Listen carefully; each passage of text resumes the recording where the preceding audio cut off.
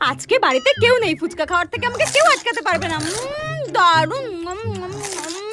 লা লা লা। হ্যাঁ বৌদি, তুমি একা একা ফুচকা খাচ্ছ? বোন, তুমি এত তাড়াতাড়ি চলে এলে যে? হ্যাঁ, আমার কাজ মিটে গেছে, তাই আমি তাড়াতাড়ি চলে আসলাম।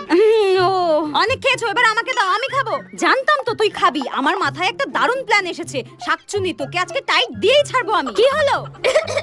আমার না অনেকক্ষণ ধরে খুব জল তেষ্টা পেয়েছে, একটু জল খাও না বোন। ঠিক আছে, আনছি। চলে গেছে। আজকে তোর ফুচকার আলুতে এমন লঙ্কার গুঁড়ো মেশাবো তো ঝালে কোনোদিন ফুচকা খাওয়ার নামই করবি না। তোমার জল। একে, তুমি আমার আলুতে হাত দিয়েছো কেন? কই না তো। তুমি খাও, তুমি খাও। এই নয়, কতদিন পর ফুচকা খাবো।